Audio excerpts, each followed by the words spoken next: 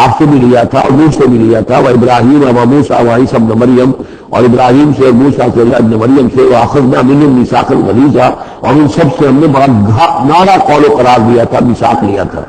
یہ ذکر ہو چکا ہے سورہ آل عمران میں۔ اور یہاں بھی نوٹ کیجئے، اگر ہم یہ نہ مانیں کہ یہ ارواح کا معاملہ ایک علیحدہ وجود ہے اور یہ پہلے پیدا کر دیے گئے تھے، تو میثاق کب لیا گیا؟ ان سب کو کیسے جمع کیا گیا؟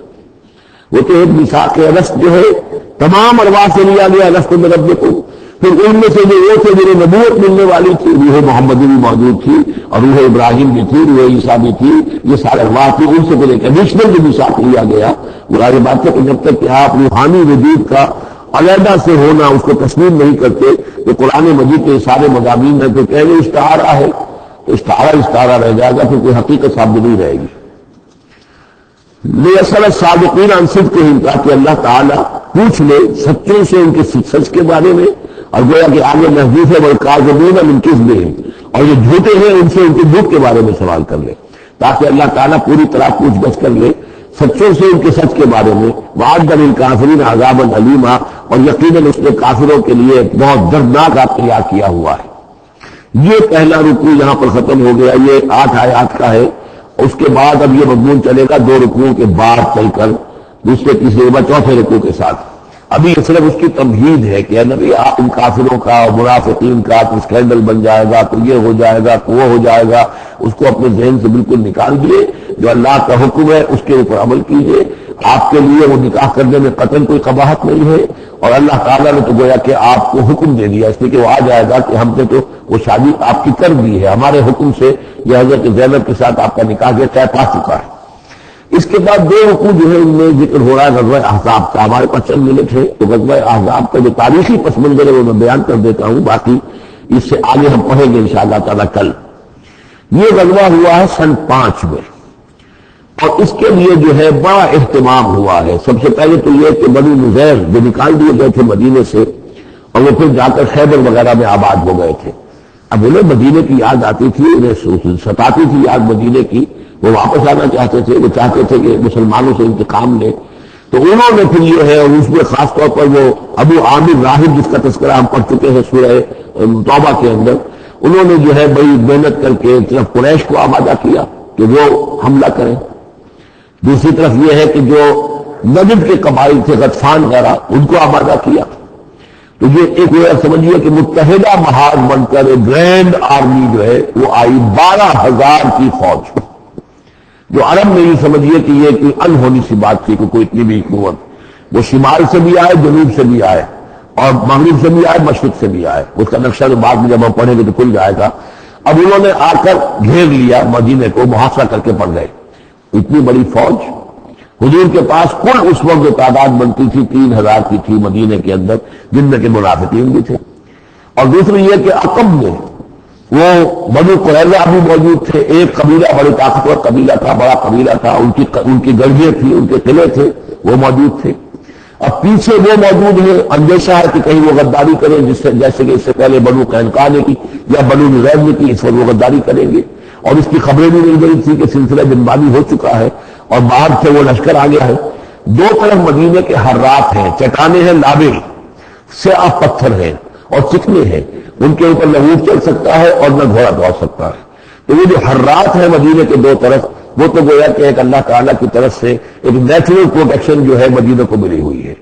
اب 2 طرف جو رہ گئے تو اس میں پیچھے تھے یہ عقب میں جو ہے یہ بنو قریظہ کی گڑھیاں تھیں، اور سامنے کا علاقہ تھا کہ جہاں سے لشکر آ کر جو ہے انہوں نے جو حملہ کرنا تھا۔ تو پھر حضرت سلمان فارسی کے مشورے پر جب یہ مشورہ کیا حضور نے کہ اب اس طرح کیا کیا جائے، اتنا بڑی فوج آ گئی ہے، تو انہوں نے پھر بتایا کہ ہمارے ہاں یہ ایران میں یہ رواج ہے کہ جب اس طرح کی سچویشن ہو تو کھلے میدان میں جا کر لڑنے کی بجائے ہم خندق کھود لیتے ہیں، تاکہ اس خندق کے اندر سے ہو کر پھر یہ ہے کہ جو بھی چھلانگ مار کے آئے گا خندق میں سے اس کو عبور کر کے آئے گا تو ان کے ساتھ مقابلہ کرنا آسان ہے۔ ایک ایک کر کے آئیں گے، 10-10 آئیں گے، ایک دم پورا لشکر جو ہے دوڑ کر جو ہے کیولری ان کی جو ہے گھوڑے دوڑا کر تو نہیں آ سکتے۔ تو اس حوالے سے پھر خندق کھودی گئی۔ بہت ہی یعنی رسد کم تھا، فاقے لوگوں کو ہو رہے تھے، 2-3 دن کے کھانے کو کچھ نہیں ملا، سردی شدید تھی۔ اس موسم میں پھر طے ہوا کہ خندق کھودو، تو مسلمان خندق بھی کھود رہے تھے، اور اسی دوران یہ خبر بھی مل گئی کہ بنو قریظہ بھی بغاوت پر اور بدہضی پر آمادہ ہیں. یعنی ہر اعتبار سے یہ سمجھ لیجیے کہ اللہ تعالیٰ نے اہل ایمان کے صبر اور امتحان کے لیے ایک بہت ہی سخت خوفناک صورت پیدا کر دی.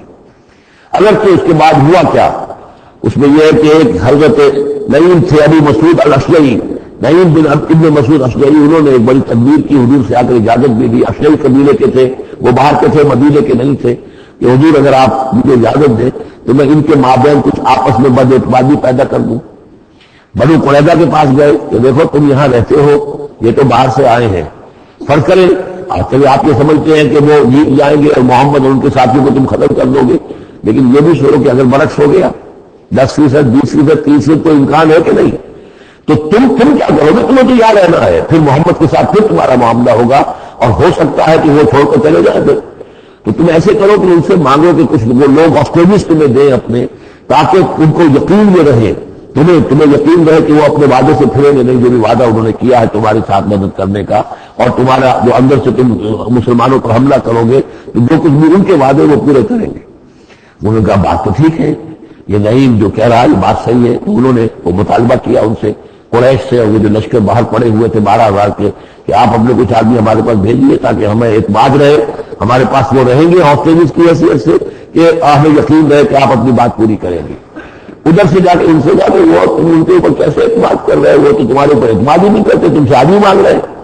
اور اس طریقے سے ان کے مابین جو ہے وہ ایک فرکشن پیدا کر دی، بد اعتمادی پیدا کر دی. ایک تو یہ تدبیر ہوئی، دوسرے یہ کہ سب سارے امتحان پورا ہو گیا اور دودھ کا دودھ پانی کا پانی جدا ہو گیا. اہل ایمان بھی ثابت ہو گئے، ثابت قدم یہ لوگ ہیں، اور منافقین کا بھی جو خود سے باطن تھا ان کی زبانوں پر آ گیا اور معلوم ہو گیا کہ ان کے دلوں کے اندر نفاق ہے.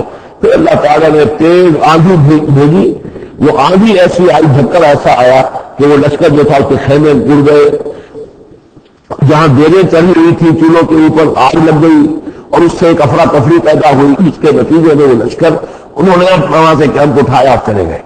باقاعدہ کوئی بڑی لڑائی کی کوئی شکل پیدا ہی نہیں ہوئی، لیکن اللہ نے بس امتحان جو ہے ایک شریر مسلمانوں کا لے لیا. اب اس کے بارے میں انشاءاللہ تعالیٰ کل ہم اس کا مطالعہ کریں گے.